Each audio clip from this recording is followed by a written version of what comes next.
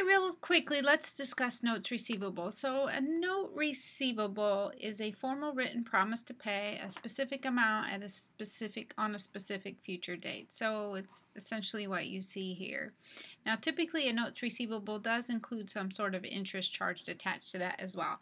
So, an accounts receivable is when our customers owe us money and we've granted them credit, say 30 or 60 days. Well, there's really nothing as formal about an accounts receivable as there is about a note. And typically there isn't interest charged on our accounts receivable either. So sometimes companies will take an accounts receivable if they have a customer who's not paying but expects to be getting the money sometime in the future, and they'll draw up a note that says, all right, we'll go ahead and put this in writing. We'll have you sign it. It'll give us more stronger legal proof if we have to take you to court.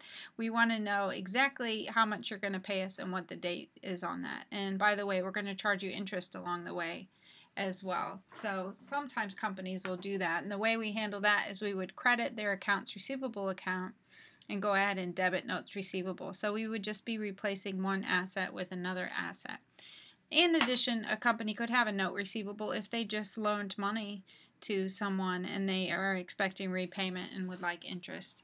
So there's a number of different ways that we can do that. Now, one of the issues associated with notes is that we have to calculate interest now on that particular note. And down here at the bottom is the basic formula for calculating interest. You get the face value of the note times the annual interest rate. The rates are usually given on an annual basis, times the length of time in terms of 1 year, and that will give us the amount of interest we need to calculate. The problem arises when we prepare our financial statements before the note has expired, and then we need to do an adjusting entry to account for that revenue, that interest revenue. So let me give you an example here. Let's say on December 1st, 2004, Matrix Inc. purchases a copier for $12,000 from Office Supplies Inc. Matrix issued a 9% note due in 90 days in payment for the copier. What adjusting entry is due on December 31st, the end of the company's accounting period? Well, if you'll see here, the note was dated December 1st.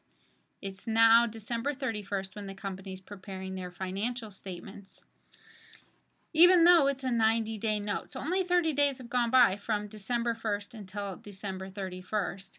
Even though the note isn't due in 90 days, the company needs to recognize the revenue that's been earned from December 1st to December 31st when they're preparing their financial statements. They have earned that revenue. It is owed to them now. So they can show that on their income statement as revenue. So we'll first have to calculate that. So we'll take the face amount, which is $12,000, times the 9%, the interest rate, times 30 over 360. 30 days, December 31st minus December 1st will give you 30 days worth of interest. So that will be $90. So we'll debit interest receivable because we aren't collecting the cash from the customer. We're collecting, we're just showing that we've earned the revenue and we'll collect that money in the future. Now then, when we actually do collect on the note, this is going to be our journal entry. We're going to debit cash for the total amount collected, which is the $12,000 note plus $270 worth of interest. Well, highlighted in blue here, you can see we'll credit the interest receivable that we debited prior on December 31st. That is effectively going to cancel that out. So we'll go ahead and wipe that away. We need to recognize another $180 worth of revenue. That is the interest for January and February and the first day in March. So 60 more days of interest we get to recognize, and you can run the calculation on that. 12,000 times 9% times 60 over 360.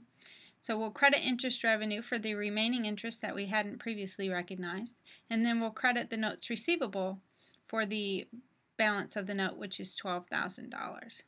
So again, while this calculation looks a little tricky, it's fairly straightforward once you get the hang of it. Go ahead and recognize the revenue on the financial statement due date, and then when we actually collect on that, we'll recognize any remaining revenue or interest that we hadn't yet recognized previously. Thank you.